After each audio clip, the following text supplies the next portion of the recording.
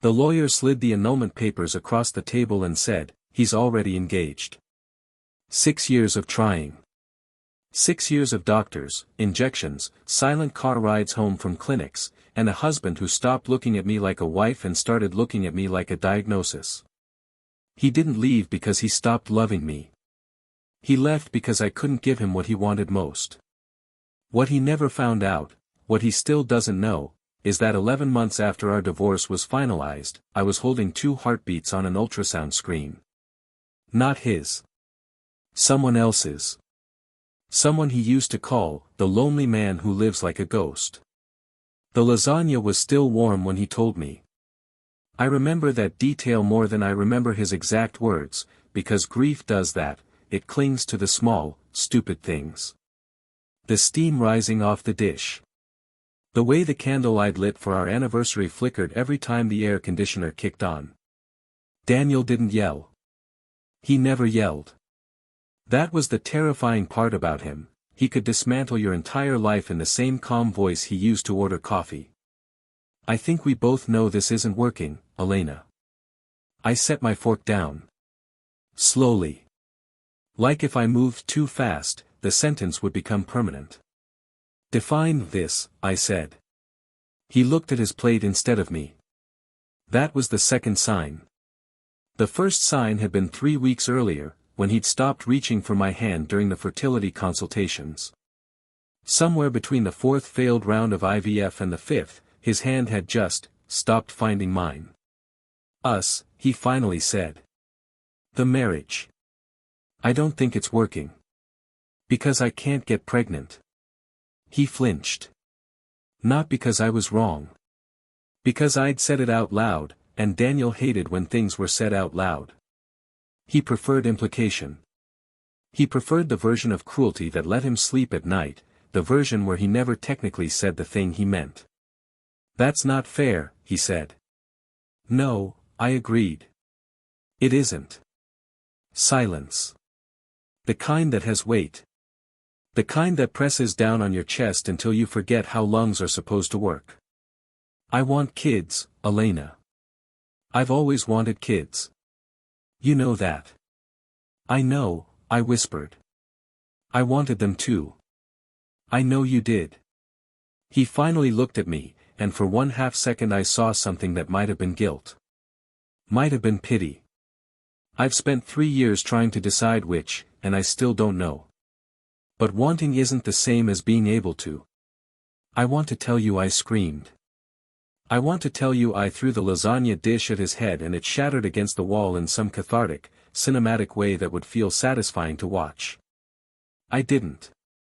I sat there. I nodded. I said, okay. Because 6 years of being told, gently, kindly, in that infuriating calm voice, that my body was the problem had already trained me to accept blame before it was even fully spoken. That night, lying in a bed that already felt like it belonged to strangers, I heard him on the phone in the guest room. He thought I was asleep. He thought the walls were thicker than they were. No, it's basically done. I just need to figure out how to say it without sounding like the villain. A pause.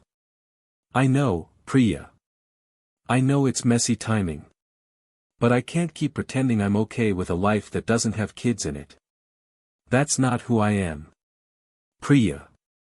I didn't know the name yet. I would point 3 months before that dinner, at Daniel's cousin's engagement party, I met a man standing alone near the drink table, watching everyone else like he was studying a species he didn't belong to. Someone, I think it was Daniel's aunt, leaned over to me and said, in that particular tone people use when they think they're being kind but are actually being cruel, "That's Marcus. Poor thing. Divorced, no kids, lives alone in that big empty house his parents left him. Such a lonely life.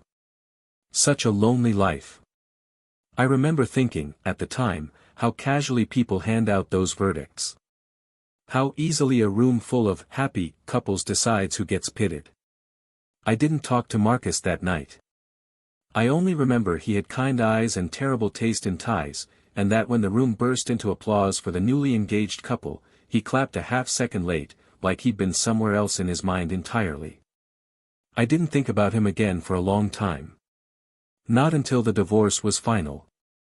Not until I was standing in a grocery store at 9 p.m. on a Tuesday, crying over canned soup because Daniel and I used to make soup together on cold nights, and a familiar voice said, "Elena?" I turned around. Red eyes, no makeup, cart half full of food for one person. "I'm sorry," I said, wiping my face fast, humiliated. "I didn't mean to." "You don't have to apologize for crying in a grocery store," Marcus said. "I did that for 2 years after my divorce. Once, over a rotisserie chicken. Never buy the rotisserie chicken on a bad night. Learned that the hard way. It was such a small, stupid joke. It was the first time I'd laughed in 4 months. That I need you to understand something about Priya, because the story doesn't work if you think she was some obvious villain twirling a mustache in the shadows. Priya was smart. Priya was warm in meetings. Priya remembered everyone's birthday in the office and organized the holiday parties Daniel always took credit for. If you told me, 2 years earlier, that this woman was going to become my replacement, I would have laughed and said she seemed nice. That's the thing about betrayal that nobody warns you about. It rarely looks like a villain. It looks like someone who remembers your coffee order. I found out about Priya the way most people find out about these things, accidentally, cruelly, in a moment I wasn't prepared for. 6 weeks after the divorce, I went to pick up a box of things I'd left at what used to be our house. Daniel wasn't supposed to be home. He was. And so was she. Standing in my kitchen. Wearing an apron that used to be mine. Laughing at something on her phone while stirring a pot on my stove. Daniel's face went the color of chalk when he saw me in the doorway. "Elena, I didn't think you'd." "I texted you I was coming," I said quietly. "You read it 40 minutes ago." He had no answer for that. Priya, to her credit, or perhaps to her calculation, had the decency to look uncomfortable. She set down the spoon. She didn't apologize. She just said, softly, "I'll give you 2 a minute," and walked toward the bedroom. The bedroom. Our bedroom. Where our wedding photo had hung for 6 years, where I'd cried through fertility injections, where I'd once believed, foolishly, that love like ours was supposed to survive anything. I looked at Daniel. He looked at the floor. "How long?" I asked. "Elena, it's not. How long?" He exhaled. 8 months. 8 months. Which meant, and I did the math right there in that kitchen doorway, standing in the home I used to call mine, that Priya had been in his life for 2 full months before our final round of IVF failed.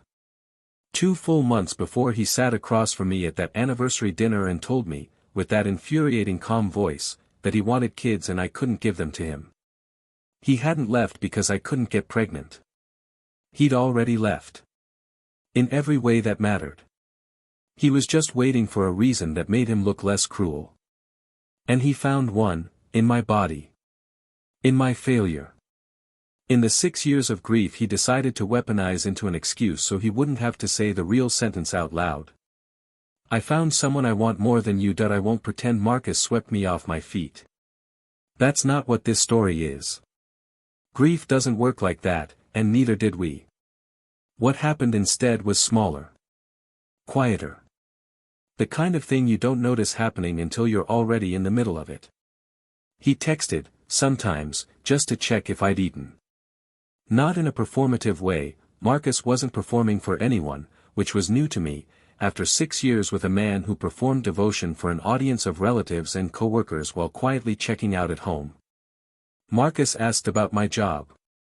He remembered the answer. Marcus, when I finally told him, 3 months into this careful, slow friendship, that I couldn't have biological children, that I'd spent 6 years and thousands of dollars and every ounce of hope I had chasing a pregnancy that never came, didn't flinch.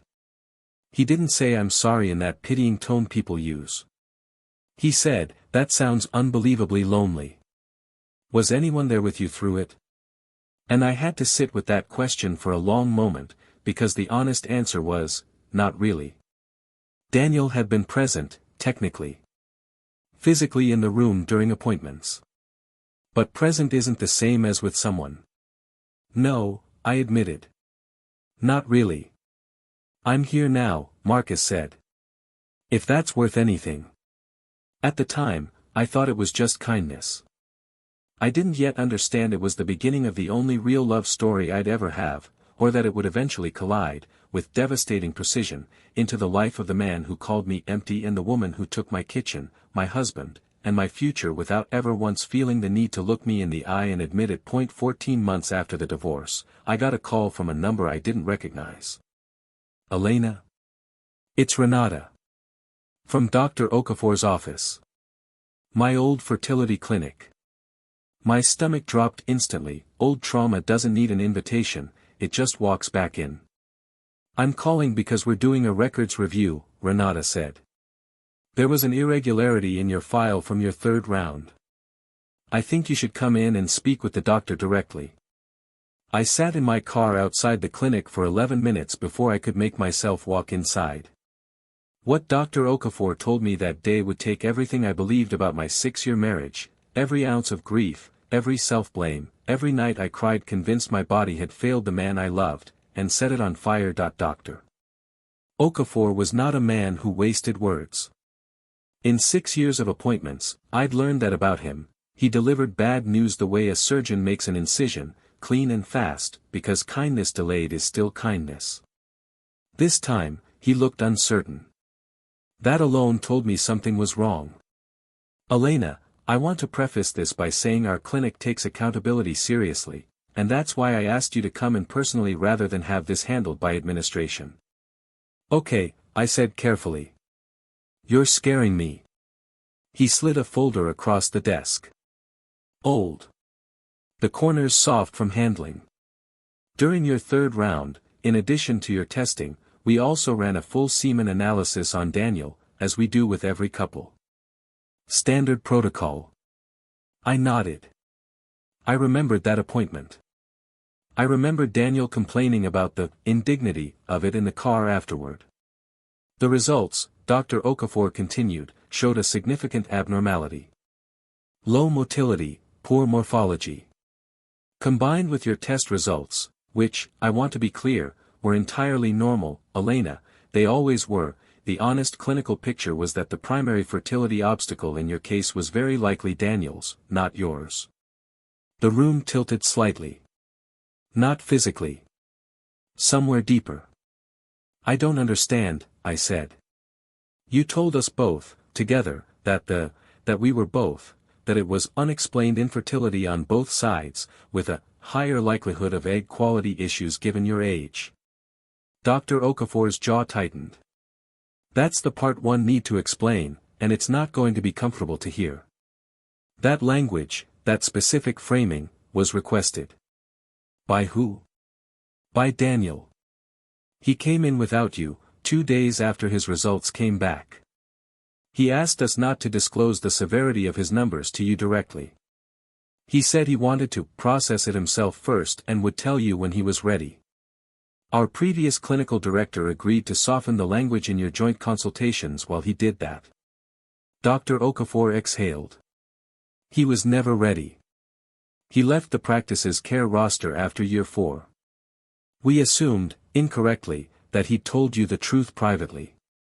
It wasn't until this records review, prompted by an unrelated audit, that we realized the disclosure never happened. That is a failure on our part, and I am deeply sorry. I sat there. 6 years. 6 years of being the doctor's appointments where everyone looked at me with that particular, gentle pity. 6 years of Daniel's mother sighing about, poor Elena, at holiday dinners. 6 years of my own body becoming, in my mind, something broken. Something that had failed the one job a wife was supposed to be able to do. 6 years of blaming myself for a problem that had never fully been mine to carry. He knew, I said quietly. He knew this whole time, and he let me believe it was me. I can't speak to his intentions, Dr. Okafor said. I can only speak to what the records show. But I could speak to his intentions. I understood them with a clarity that felt like ice water down my spine. Daniel hadn't just avoided an uncomfortable conversation. He had spent 6 years constructing a version of our marriage where I was the deficiency. Where I was the reason.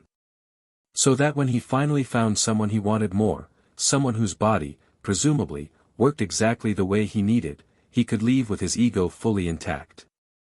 I want kids, and I don't think it's working. He'd said that to me. At that dinner. Knowing that that wasn't working had very likely been him the entire time. Here is what I want you to understand about revenge, because everyone expects a certain kind of story. They expect me to have marched to Daniel's office and screamed the truth in front of his coworkers. They expect a viral confrontation video, a dramatic public unraveling. I didn't do that. I drove home. I called Marcus. I told him everything, my voice shaking so hard I could barely finish sentences. He didn't say, "I told you so," though he'd have been entitled to. He'd never once, in the year we'd known each other, allowed himself to say a single bad word about Daniel, even when I'm certain he wanted to. He just said, "Come over. I'll make the soup. The good kind, not the canned kind." That night, sitting in his kitchen, a kitchen that had never once made me feel like an intruder, I made a decision. I was not going to hand Daniel the satisfaction of my rage.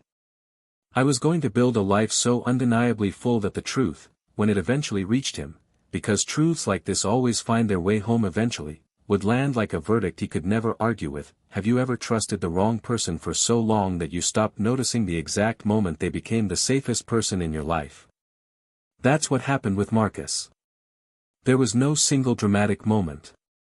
Just a slow accumulation of Tuesdays where he showed up, and Thursdays where he remembered things, and one ordinary Sunday morning where he handed me a coffee and said, almost shyly, "I don't want this to be temporary, Elena.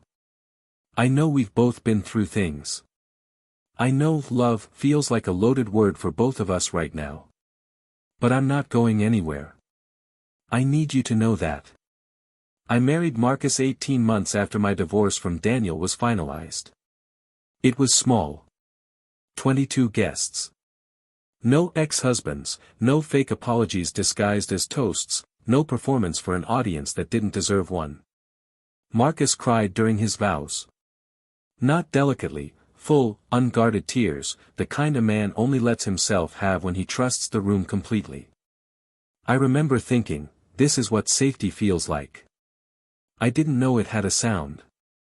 It sounds like someone's voice breaking because he's happy, not because he's trying to manipulate you into forgiving him. We didn't talk about children on our wedding night. We'd talked about it plenty before, carefully, honestly, without the desperation that had poisoned my first marriage. Marcus had told me, early on, if it happens, it happens. If it doesn't, I already have the life I want, because you're in it. He meant it. I could tell, because he never brought it up again unless I did. So when, 4 months into our marriage, I missed a period I'd stopped even tracking anymore, because 6 years of disappointment teaches you to stop hoping as a form of self-protection, I didn't say anything to Marcus for 3 days. I took the test alone, in our bathroom, sitting on the edge of the tub with my heart hammering so hard I thought I might be sick. 2 lines. I stared at it for so long the ink might as well have burned itself into my retinas. I took a second test. Then a third. 2 lines. 2 lines. 2 lines. Marcus held my hand so tightly during the first ultrasound that I lost feeling in 2 fingers, and I never once complained. The technician moved the wand slowly across my stomach, and there was a pause, the kind of pause that used to terrify me, that used to mean bad news is coming, and then she smiled. "Well," she said, "there's a reason you've been so tired." "What?" Marcus said. She turned the screen toward us. "Twins." I don't have words elegant enough for that moment. I can tell you Marcus made a sound I'd never heard a grown man make, something between a laugh and a sob, raw and unrehearsed. I can tell you I cried so hard the technician had to pause and hand me tissues before she could finish the scan.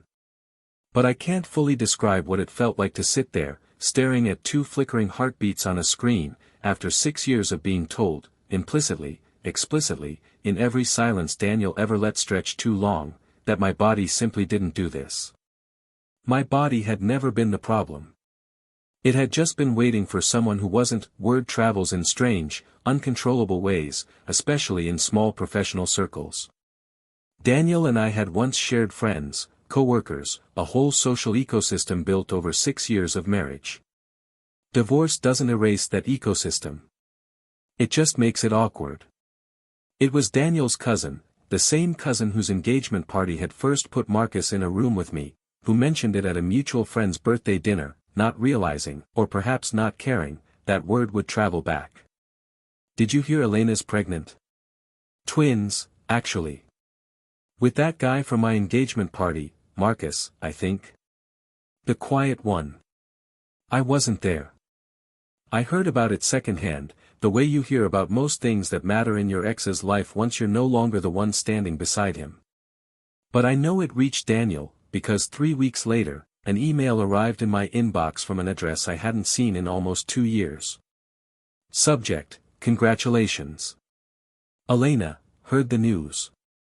Genuinely happy for you. I hope you're doing well. D4 sentences. Composed, careful, generic enough to be read by anyone. The kind of email a man writes when he's performing graciousness for an audience of exactly one, himself, in the mirror, convincing himself he's still a decent person. I didn't respond for 6 days. When I finally did, I wrote exactly one line. Thank you. I hope Dr. Okafor's office reached out to you too.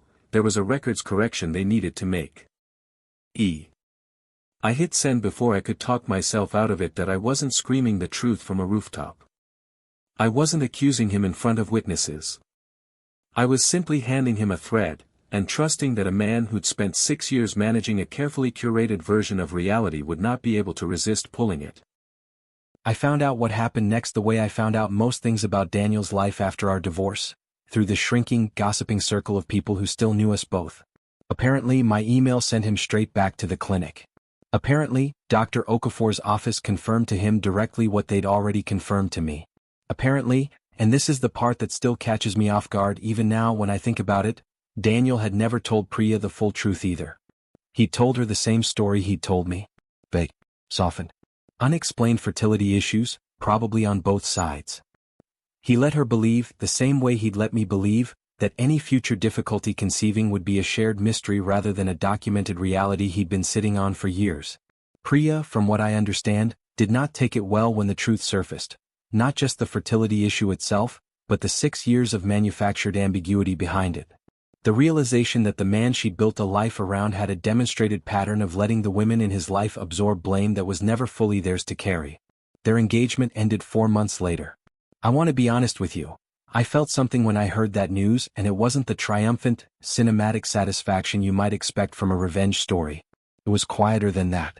Sadder in some ways. Because Priya wasn't the villain of this story, she was simply the next name on a list of women who trusted a man who had built his entire adult identity around never having to say a hard truth out loud. I didn't destroy Daniel's engagement. I just stopped protecting him from a truth he should have told the truth about years ago. The twins were 14 months old the day I saw Daniel again in person. It was accidental, the kind of collision small cities specialize in. I was at the park with Marcus, chasing our daughter across the grass while our son napped in the stroller, and Daniel was walking alone, hands in his pockets, looking exactly like the man Priya's absence had left him, smaller somehow than I remembered. He saw us before I saw him. I know because by the time I looked up he was already frozen mid-step, staring. Marcus beside me went very still. He didn't say anything. He didn't need to. His hand found the small of my back, steady, present, the way it always was. Daniel's eyes moved from me to Marcus to the stroller, to our daughter's dark curls bouncing as she ran, laughing, toward a dog on the other side of the path. I watched something shift in his face. It wasn't anger. It wasn't even obviously grief. It was arithmetic. He was doing the math the way I'd done the math in that kitchen doorway 2 years earlier, counting backward, recalculating everything he thought he understood about why our marriage had ended, about who had failed whom, about the story he'd told himself for 6 years and then told everyone else for 2 more. I didn't walk over. I didn't gloat. I didn't need to say a single word. I just held my daughter's hand when she ran back to me, breathless and delighted, and I let him watch, really watch, the life that had been possible all along. The life he'd blamed on my body instead of admitting the truth to either of us, because admitting it would have meant sitting in the same uncomfortable, imperfect humanity the rest of us live in every day. He nodded once, small and stiff, and walked on. He never said a word. He didn't have to. Tell me honestly, would you have forgiven him? I've asked myself that question more times than I can count, and the answer keeps shifting depending on the day. Some mornings I think forgiveness would have set me free faster. Other nights, usually when I'm watching Marcus read bedtime stories in two different silly voices for two children who fight over whose lap he sits on, I think, no. Some things don't need forgiveness. They just need distance and time and the truth, eventually finding its own way home. Daniel never apologized. Not really. Not in any way that would have mattered. He didn't have to. Life did the apologizing for him, in its own patient, merciless way, the same way it always does for people who spend years building a story where they're never the one who has to change. I used to think revenge meant fire. Meant confrontation. Meant standing in front of someone and making them feel exactly the size of the pain they caused you. I understand it differently now. The most complete revenge isn't the one you deliver. It's the one that happens naturally, inevitably, the moment you stop needing them to see your pain, and simply let them watch from a distance they can never close, the life they convinced you that you weren't capable of having. Some people don't regret betraying you. They regret standing in a park years later watching the family they told you that you'd never have, laughing whole and utterly permanently out of their reach.